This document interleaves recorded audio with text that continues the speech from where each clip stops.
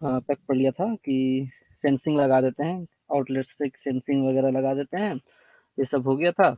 दो ठो इसमें आपका मीन्स ऑफ एसेस एग्रेस में दो चीजें बन गए थे। सीएमआर 74 से अपन चालू करते हैं। ओके, सीएमआर 74 क्या है देखिए, रेगुलेशन नंबर 74 है आपका आउटलेट फ्रॉम माइन पार्ट। जो हमने रेगुलेशन नंबर 71 में पढ़ा था कि कम से कम दो way according two means of एग्रेस होना चाहिए। दो वे मतलब बाहर निकलने का दो रास्ता कम से कम होना चाहिए, वही 74 में भी सेम चीज दिया है।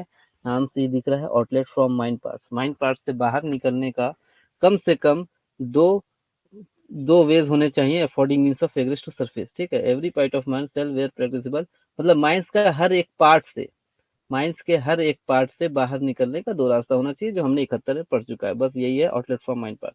If any doubt arises to whether the provision of to such way is practicable और नॉट, अगर अगर डाउट हो रहा है कि ये दो वे हम दे कि नहीं दे, कुछ कंडीशन कहीं कहीं माइनिंग में ऐसा फंस जाता है, तो उसके लिए अपन क्या करेंगे, चीफ इंस्पेक्टर से बात करेंगे।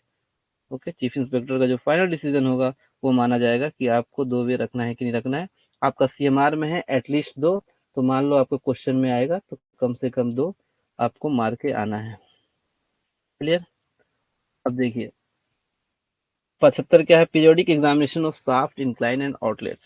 शाफ्ट इंक्लाइंस और आउटलेट्स जो हैं मतलब आने जाने के जो रास्ते हैं, शाफ्ट समझ रहे हैं, शाफ्ट आपका ये हो गया, आउटलेट और इंक्लाइन ये हो गया, तो इनको जो दो आउटलेट्स हैं उनको एग्जामिनेशन करना है। ठीक है, तो एग्जामिनेशन कौन करेगा और कितने दिन में करेगा, ये दे आखिर ध्यान दीजिए। ये क्वेश्चन इस टाइप के क्वेश्चन बहुत आते हैं कि कितने दिन, ये दिन वाले क्वेश्चंस बहुत आते हैं। ठीक है, एक नोट्स मैं खोजता हूँ, उसमें सारे दिन वाले ही चीजें लिखी होंगी, उसको मैं पीडीएफ होगा मेरे पास, ठीक है, उसको खोजना पड़ेगा। जितने भी डे से रिलेटेड क्वेश्चंस है ना, उस पीडीएफ में दिया हुआ था कि कौन करेगा और कितने दिन में करेगा, वो पीडीएफ मेरे पास था। मैं थोड़ा सा खोजना पड़ेगा, मैं आपको खोज के व्हाट्सएप में डाल दूंगा उसको, उसको व्हाट्सएप में डाल सकते हैं।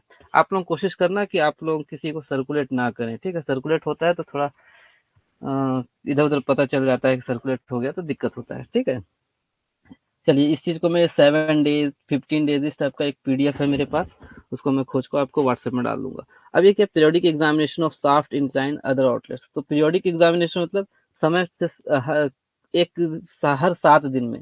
देखिए एक तो एग्जामिनेशन होगा जो ट्रेवलिंग रोडवे का है, हर 7 दिन में आपका एग्जामिनेशन होगा।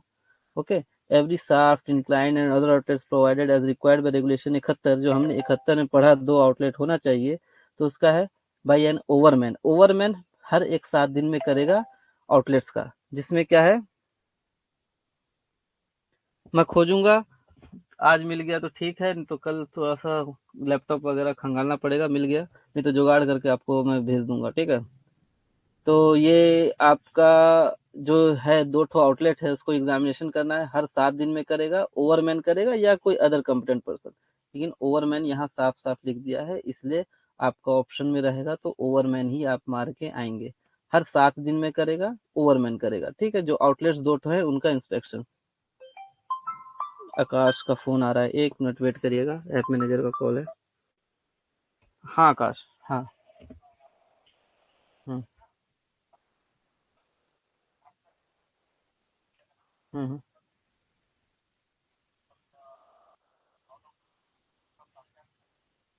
मैं कल आउट ऑफ स्टेशन थोड़ा जा रहा था, वापसी थोड़ा सा दिक्कत है।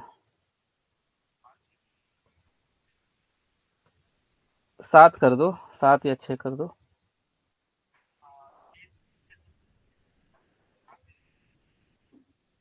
अच्छा, अच्छा ठीक है, मैं तुमको मैसेज करता हूँ, सुबह पॉसिबल हो पाएगा तो, है ना?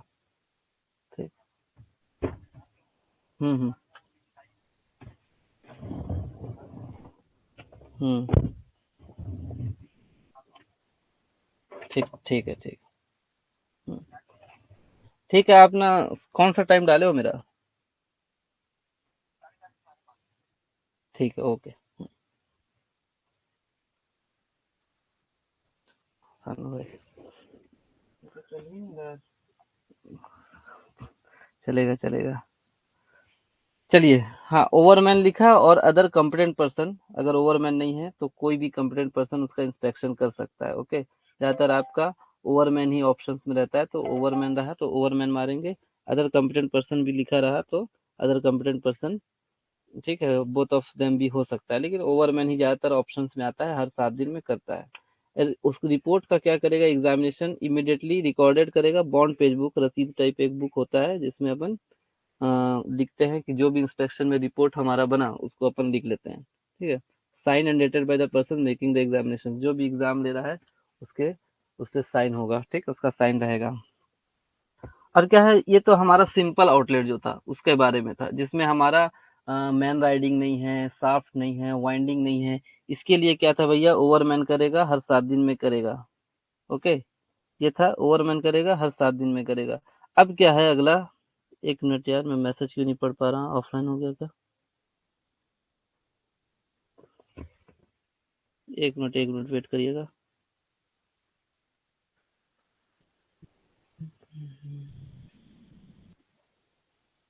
अच्छा, यहाँ नहीं सर, इंस्पेक्शन बहुत कंफ्यूजन है ना इंस्पेक्शन वाला, इसीलिए एक पीडीएफ ही मैं डाल दूंगा।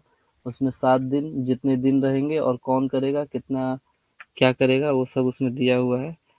ऑनलाइन तो शो हो रहा है ना, आवाज आ रहा है ना? एक मिनट में, थोड़ा सा मेरा मोबाइल में ऐप वो हो गया, फोन आ गया था ना, तो मैसेज नहीं पढ़ पा रहा मैं आप लोगों का मोबाइल में। चल जा भाई।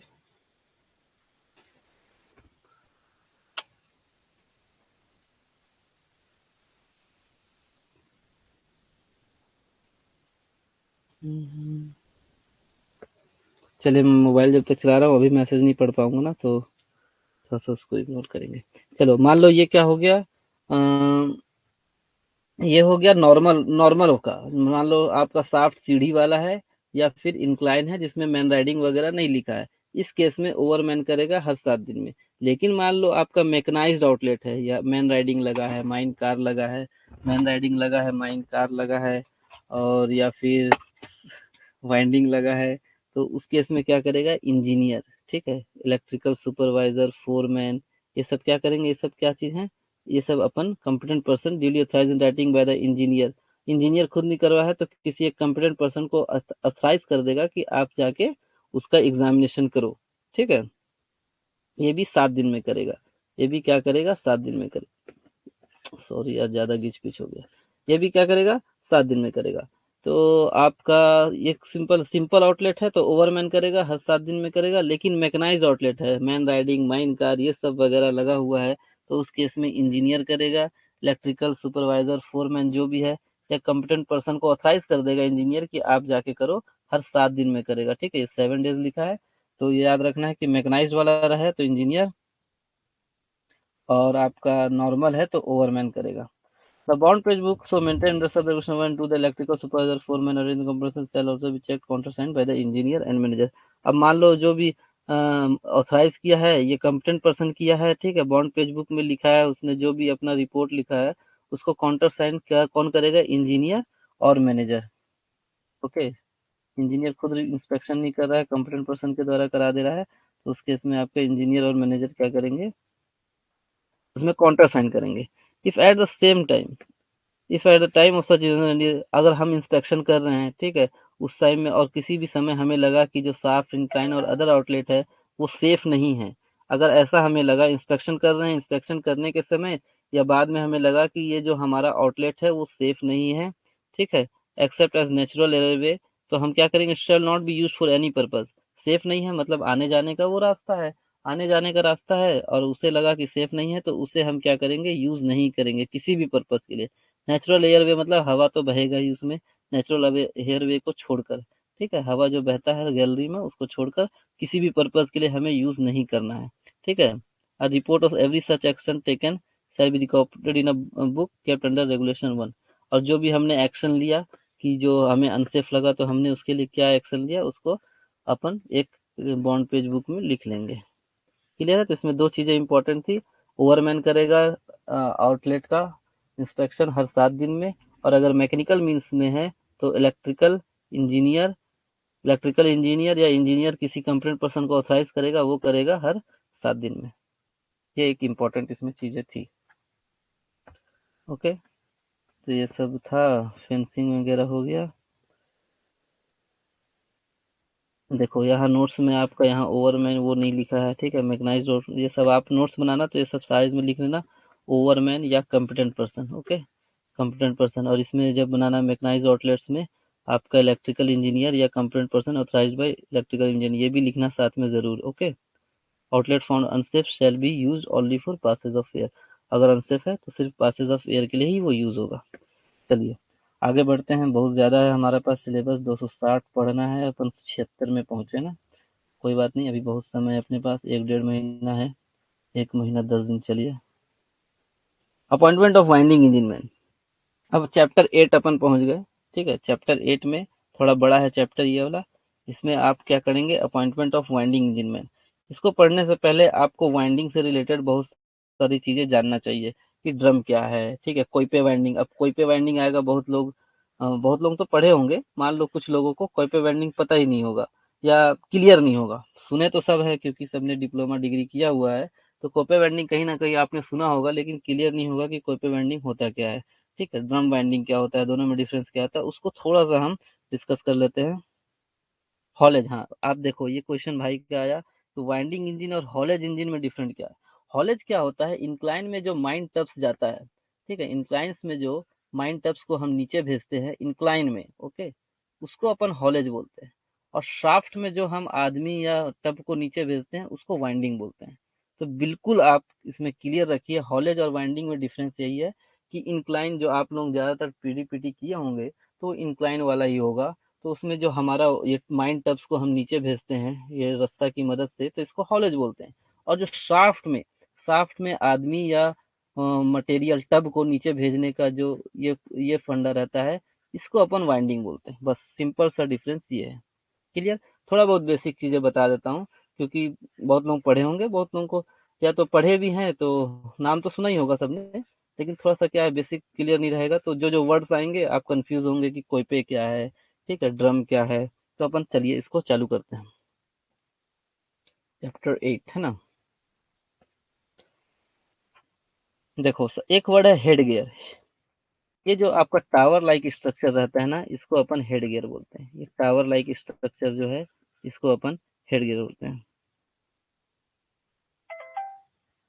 हाँ CIRI वाला मैं कर दूंगा भाई। एक बार फिर से क्या, हॉलेज और वाइंडिंग में डिफरेंस बताऊं एक बार और फिर से, एक बार हॉलेज और वाइंडिंग में, इंक्लाइन में जो माइन टब नीचे जाता है रेल में, ठीक है, रेल आपका बिछा रहता है छोटा सा, उसमें इस तरीके का माइन टब जो नीचे जाता है इंक्लाइन में, इसको अपन हॉलेज बोलते हैं। और ये इसकी यहाँ से क्या है, नीचे शाफ्ट चालू हो गया, शाफ्ट में इस तरीके का अरेंजमेंट रहता है, तो इसमें अपन क्या करते हैं, ये एक लिफ्ट जैसा सिस्टम रहता है, तो इसको अपन क्या बोलते हैं, वाइंडिंग बोलते हैं। ठीक है, शाफ्ट में जो हमारा माइन मटेरियल या मैन को नीचे ले जाने का जो वो है, उसको वाइंडिंग बोलते हैं। इंटरनेट वाईफाई, ओके, क्लियर है, ये क्या है अपना।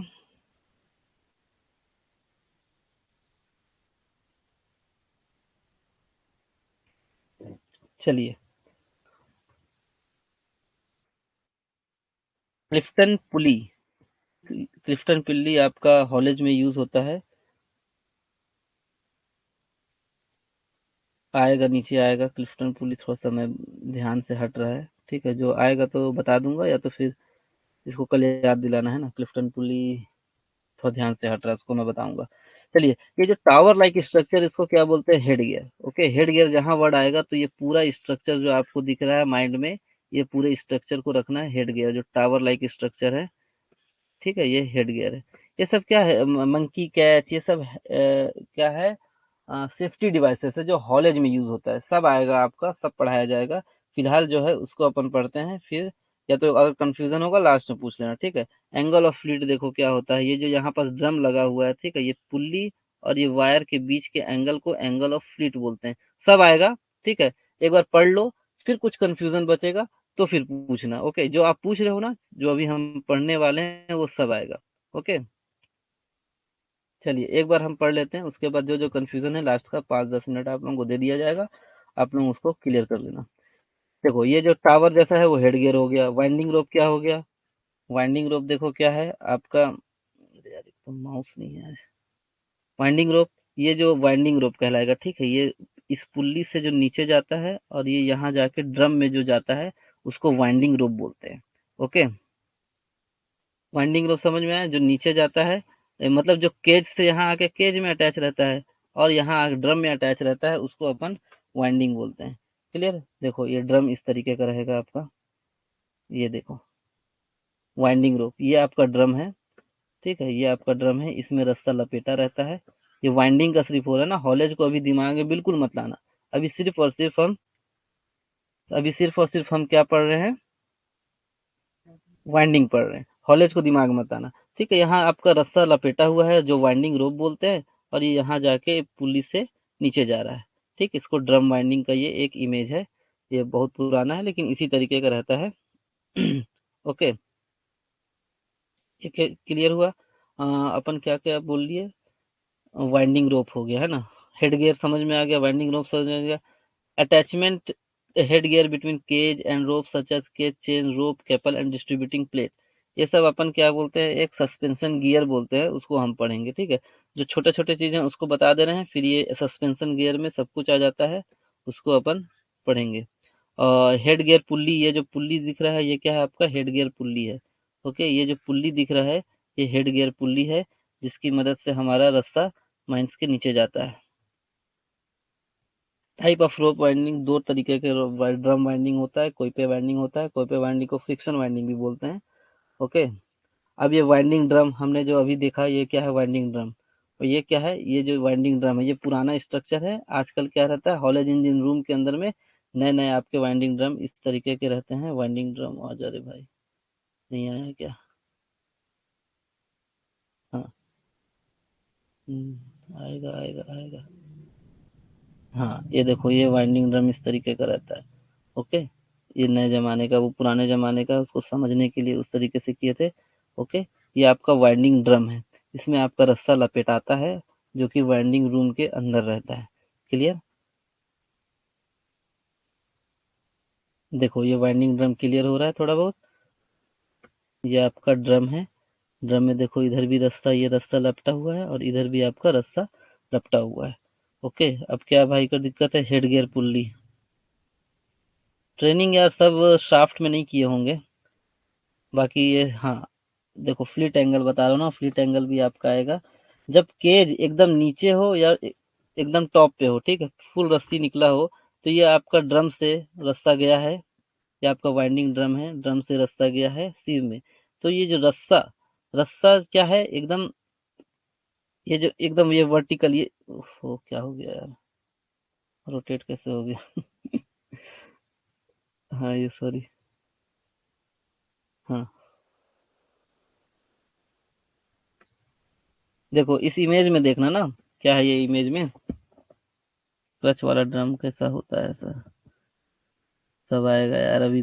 पहले पढ़ो, तो जब पढ़ लो उसके बाद कुछ कंफ्यूजन होगा फिर पूछना। ठीक है, फ्लिट एंगल बता रहा हूँ, ये आपका क्या है, वर्टिकल वाला लाइन ये है, ठीक है, बीच में एक लाइन गया है, तो ये क्या होगा, फ्लिट एंगल ये होता है कि जब रस्सा आपका केज सबसे ऊपर में हो, सबसे बॉटम में हो, तो ये रस्सा पूरा खुला हुआ रहेगा।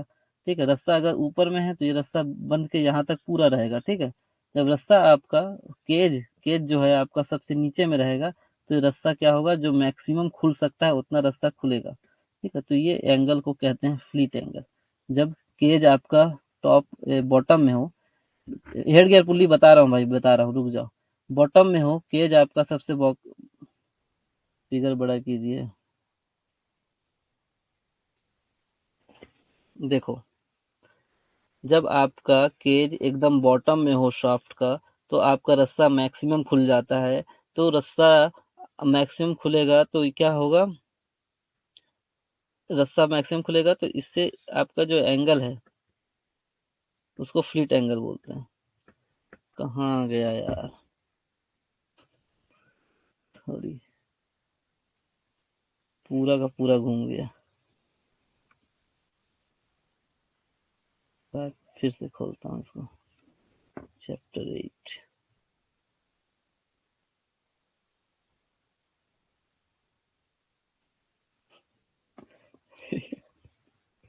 आ गया आ गया, ठीक है भाई लोग।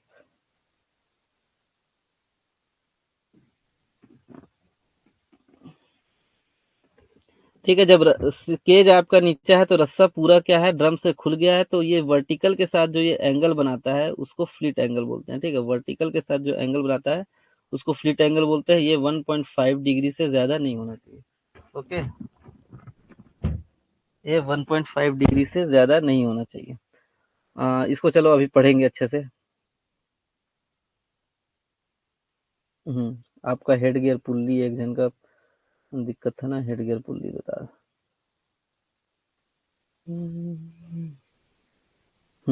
ये देखो, ड्रम से रस्सा गया, ठीक है, चक्कर आ गया।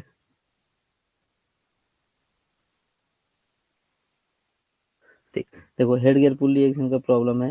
ये ड्रम यहाँ पास कहीं ड्रम है, ठीक है, इंजन रूम में ये ड्रम है। ड्रम से रास्ता गया तो डायरेक्ट तो नीचे नहीं जाएगा, ये एक पुल्ली, जो आप कुआं देखे होगे, कुआं में एक चक्री जैसा ऐसा रहता है, ठीक है, और रोप इसी से नीचे जाएगा ना। तो ये जो ऊपर में जो लगा रहता है पुल्ली जैसा, जो कुआं में आप पानी निकालते हुए देखे होंगे, तो उसको हेड गियर पुल्ली बोलते हैं। क्लियर है? ये हेड गियर पुल्ली ये है। वाइंडिंग ड्रम मैंने दिखा दिया। स्टीम इंजन और electric motor and its controlling operators, जो हमारा इंजन क्या चीज से चलेगा, जो मोटर हमारा है ड्रम, जो मोटर है ड्रम, उसमें क्या है, वो या तो इलेक्ट्रिक से चलेगा या स्टीम से चलेगा। ओके, तो यही है steam engine, electric motor and its controlling operators. Arrangement for guiding the cage during its ascent and descent. अब केज हमारा ऊपर और नीचे जा रहा है तो उसको एक गाइडिंग रोप देते हैं। ये हमारा केज है, ठीक है, ये नीचे जा रहा है तो इसके चारों तरफ क्या देंगे अपन, ये केज है मान लो, तो इसके चारों तरफ एक रोप रहेगा जो उसको गाइड करेगा। ठीक है, उसको गाइडिंग रोप्स बोलते हैं, मतलब केज को इधर उधर होने नहीं देगा। केज के चारों तरफ एक रोप जाता है नीचे, इसको अपन गाइडिंग रोप बोलते हैं। क्लियर है? हेड गियर के बारे में पता चल गया, ये सब हो गया। अब मैं आपको ड्रम वाइंडिंग तो क्लियर हो गया, ये ड्रम वाइंडिंग कहलाता है। ड्रम वाइंडिंग देखो क्या होता है, बेसिक चीजें हैं, बस आपको सीएमआर चालू करते हैं। ड्रम वाइंडिंग क्या हो गया, ये ड्रम हो गया, ड्रम में आपका रस्सा लपेटाया रहता है, जो कि रस्सा हेड गियर पुल्ली से नीचे जाता है। ये ड्रम वाइंडिंग हो गया। कोई पे वाइंडिंग को एक बार देख लीजिए। कोई पे वाइंडिंग इस तरीके का रहता है, ड्रम के जगह आपका ये कुआं वाला जो है ना चक्री, कुआं वाला जो चक्री है, ड्रम के जगह ये कुआं वाला चक्री रहता है। और ये रस्सा इस तरीके से अपना एक एक एक एक लिफ्ट नीचे जाता है और एक लिफ्ट ऊपर आता है। ठीक है, तो ये आपका कोई पे वाइंडिंग है। तो इसमें कंफ्यूज बस मत होइएगा, फिर अपन चालू करते हैं। फ्लिट एंगल फिर से पढ़ाते हैं। फ्लिट एंगल क्या होता है, देखो मैं इसको अपने से एक डायग्राम बना के बताता हूँ।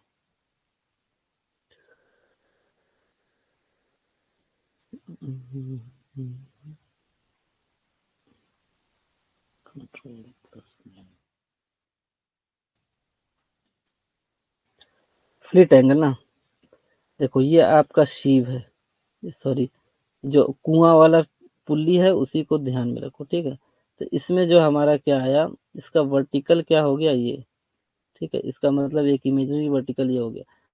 तो जो ये ड्रम से रोप आ रहा है ना, तो इसके एंगल को फ्लिट एंगल बोलते हैं।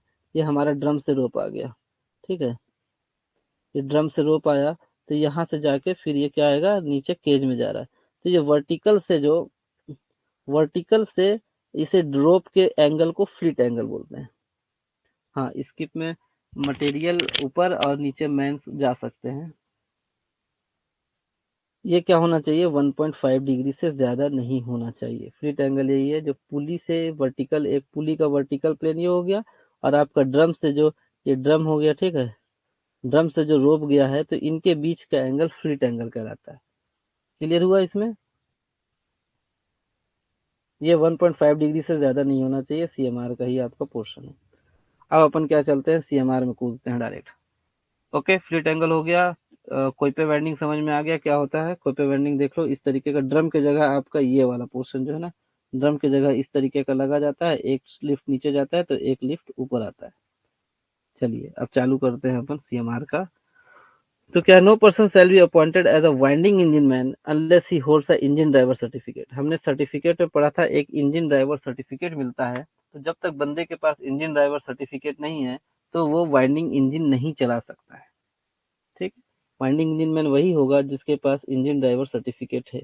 अब क्या है भैया कि 2017 से पहले भी तो वो था, ठीक है, 2017 से पहले भी first class second class winding engine man certificate मिलता था, 2017 सीएमआर में ओनली क्या कर दिया, वाइंडिंग इंजन मैन सर्टिफिकेट। अब लेकिन 2017 से पहले क्या था आपका, first class winding engine man, second class winding engine man, तो वो भी अपने को चलाने के लिए एलिजिबल रहेंगे। ठीक है, ये नहीं कि उनका वो सर्टिफिकेट खत्म हो जाएगा। अब क्या, सब regulation shall not apply to driver of electric engine up to 30 horse power. अच्छा, अब क्या है हमारा 30 हॉर्स पावर तक, जो हमारा अगर इंजन का पावर कितना है, 30 हॉर्स पावर से कम है, 30 हॉर्स पावर से कम है, तो जरूरी नहीं है कि आपके पास वाइंडिंग इंजन मैन सर्टिफिकेट हो। कोई भी बंदा जो चलाना जानता है वो चला सकता है। ठीक है, और क्या है, ये हो गया 30 हॉर्स पावर इलेक्ट्रिकल के केस में। इलेक्ट्रिकल वाइंडिंग है तो 30 हॉर्स पावर से कम है आपका इंजन का कैपेसिटी, तो जरूरी नहीं है कि वाइंडिंग इंजन मैन सर्टिफिकेट हो। ओके, और क्या है, दूसरा केस क्या है, यहाँ से दूसरा केस चालू होता है कि स्टीम और कंप्रेस्ड एयर वाइंडिंग इंजन है। इलेक्ट्रिकल वाइंडिंग है तो 30 हॉर्स पावर, और स्टीम और कंप्रेस्ड, स्टीम मतलब भाप से, ट्रेन वगैरह चलता है ना भाप से, वही भाप से अपन वाइंडिंग को भी चलाते हैं। या आपका Hasdeo area, SCCL Hasdeo area, Jhagrakhand नहीं, एससीसीएल हसदेव एरिया में एक है, स्टीम वाइंडिंग से अभी भी चलता है।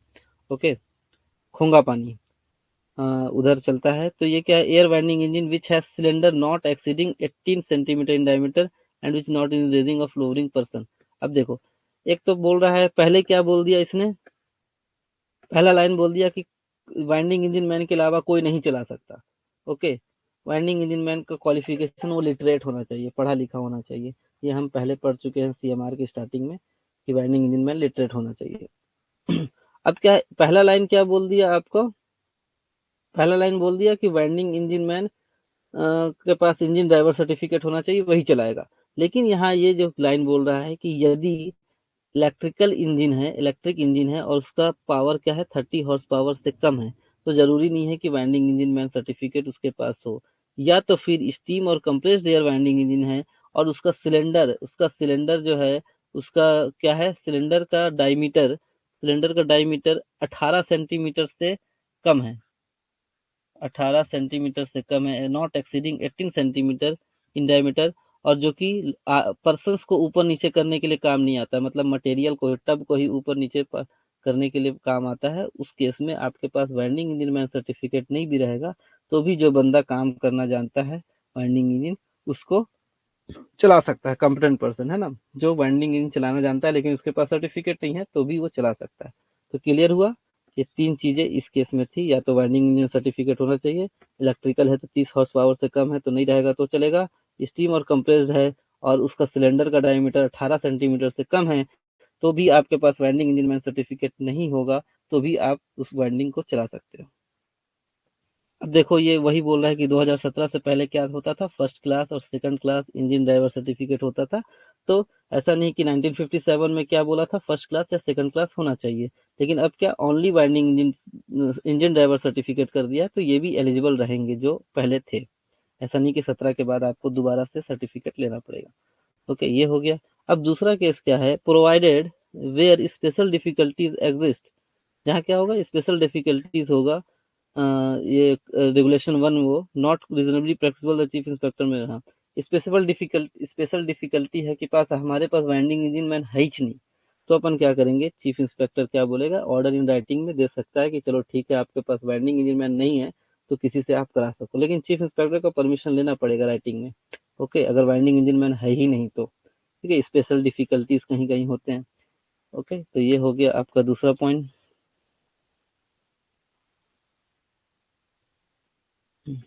तीसरा पॉइंट भी सेम चीज, वही वही घुमा फिरा के बोल रहा है कि कोई भी बंदा जिसके पास अदर देन वाइंडिंग, हाँ, अब वाइंडिंग इंजन मैन के अलावा कोई भी बंदा वाइंडिंग इंजन को नहीं, अब भाई बंधु जाते हैं घूमने के लिए, ठीक है, वो अपना बेटा को घुमाने के लिए ले आया वाइंडिंग इंजन मैन, अब बोलेगा पापा पापा मैं चलाऊंगा, तो ये बेटा के प्यार में तो बोल देगा ठीक है भाई चला ले, लेकिन उसमें क्या है, आदमी लोग ऊपर नीचे हो रहे हैं।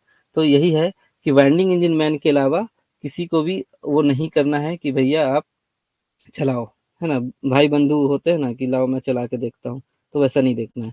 प्रोवाइडेड इमरजेंसी में किसी अदर कॉम्पिटेंट पर्सन को अपन ऑपरेट करने के लिए दे सकते हैं।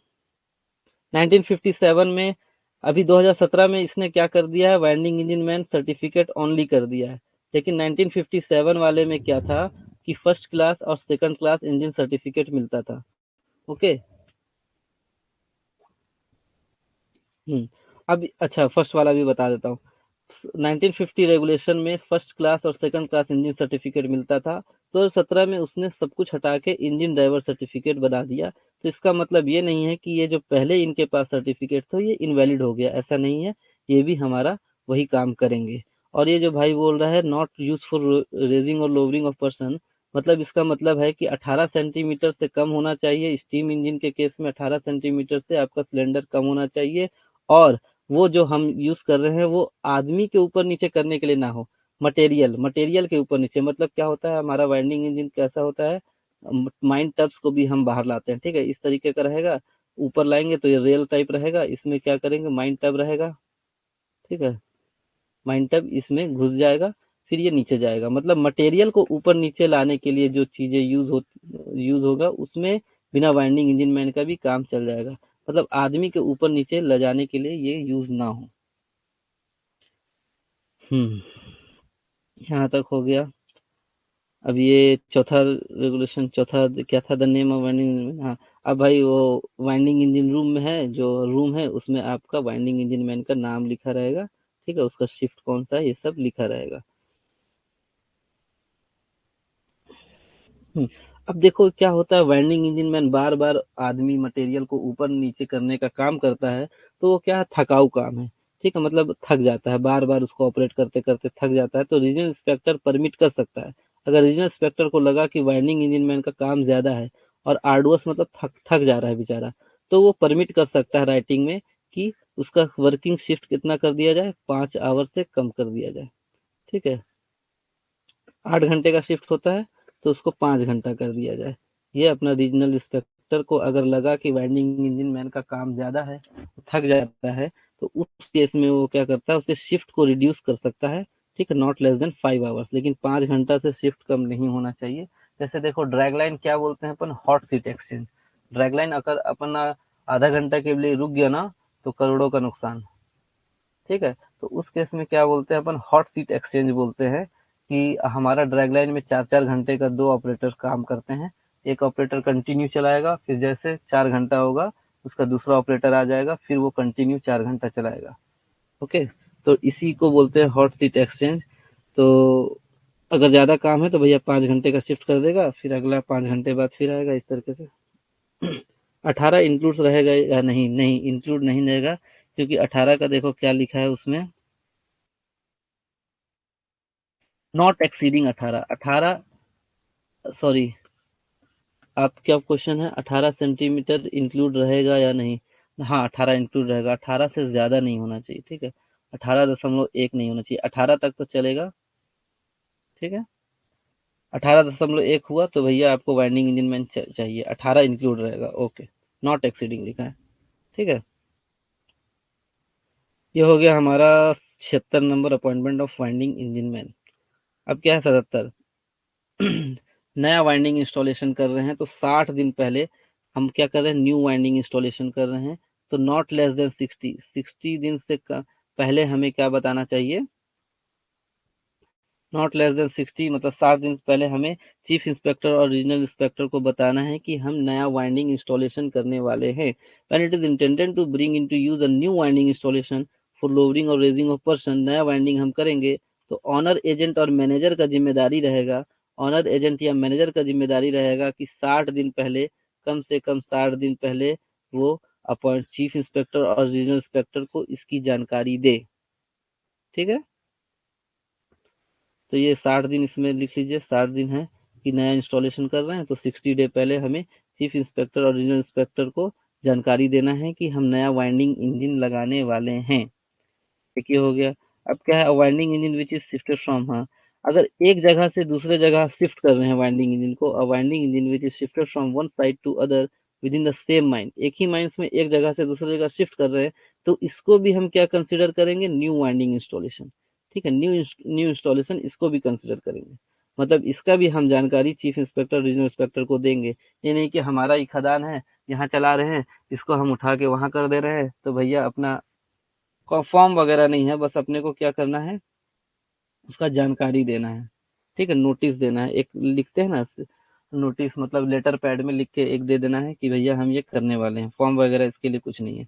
फॉर्म जो हम डिस्कस किए बस उतना ही फॉर्म है, बाकी रूल रूल एक्ट में अलग फॉर्म है, लेकिन हमारा सीएमआर का जो हम फॉर्म शुरू में डिस्कस कर चुके हैं वही फॉर्म है। ओके।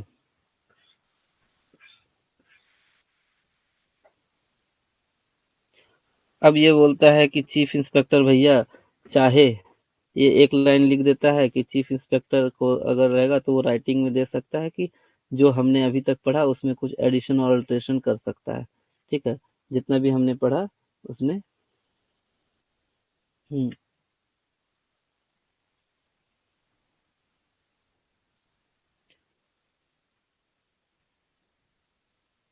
फॉर्म तो यार फॉर्म 7 तक ही था, ठीक है। फॉर्म तो अभी तक इसका नहीं बताया गया है किस फॉर्म में देना है, क्योंकि फॉर्म 7 तक ही बाद में अपडेट आया था। ओके। ये तो लिखा है ना, इन सच फॉर्म एज में be specified by the chief inspector. चलिए इसको अभी तक दीजिए, मैं इसने बताया नहीं है कि किस फॉर्म में देना है। फॉर्म 7 तक बताया था जो मैंने अपलोड कर दिया था। और पुराना वाला फॉर्म याद मत रखो भाई लोग, सीएमआर का नया ही फॉर्म याद रखना। ओके। ये हो गया 78 बड़ा है क्या, इसको कंप्लीट कर लेते हैं। न्यू वाइंडिंग इंस्टॉलेशन हो गया ना।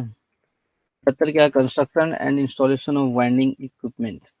अब वाइंडिंग इक्विपमेंट 77 का 2 पॉइंट प्लीज, 77 का दूसरा पॉइंट है। देखो न्यू इंस्टॉलेशन तो समझ में आ रहा है कि नया खरीद के लाए अपन नया नया वाइंडिंग लगा रहे हैं, लेकिन क्या होता है हमारे पास पहले से ही वाइंडिंग इंजन है, पहले से ही वाइंडिंग इंजन है, लेकिन यहाँ पास है एक शाफ्ट में, अपन चाहते हैं कि दूसरे इसको इस शाफ्ट में यूज ना करके दूसरे शाफ्ट में यूज कर लें। तो ये जो हम क्या कर रहे हैं, एक जगह से दूसरी जगह शिफ्ट कर रहे हैं, पुराने ही को, सेकंड हैंड को ही। तो ये भी न्यू इंस्टॉलेशन ही कंसिडर किया जाएगा, इसका भी जानकारी चीफ इंस्पेक्टर रीजनल इंस्पेक्टर को दिया जाएगा। ओके। हो गया, आज के लिए बस करते हैं यार। आज लेट 10 भी बज जा रहा है। ओके। लेट भी हो जा रहा है आप लोगों का। कल यार एक ही क्लास रहेगा। जा रहा हूँ थोड़ा सा आउट ऑफ स्टेशन। उसका टाइमिंग शायद चेंज भी हो सकता है ना, 4:30 उसने दे दिया आकाश ने। शायद मुझे आने में लेट हो जाए तो अपन उसको चेंज कर देंगे। ओके। बाकी कुछ पीडीएफ तो है ही, पढ़िए आप लोग, है ना। आज इसको यहीं छोड़ते हैं। बाकी क्लास मेरा कल 4:30 बजे शायद दिया उसने, अगर मुझे आने में लेट हुआ तो मैं अपडेट डाल दूंगा, है ना। ओपन कास्ट पढ़ते हैं यार, ओपन कास्ट पढ़े। स्मार्ट टीवी नहीं चल, कोशिश किया था आपने स्मार्ट टीवी। 78 खत्म कर दीजिए। ओके सर, बस थकान हो गया यार, सही बात है। चलो आप लोग भी बहुत पढ़ लिए आज, कल पढ़ते हैं यार थोड़ा फ्रेश माइंड से, है ना। अब क्या हो रहा है, आर्डुअस हो जा रहा है। फॉर्म वाला पीडीएफ मैं व्हाट्सएप में डाल देता हूँ, चलिए। ओके। ठीक है भाई, बाय। Good night.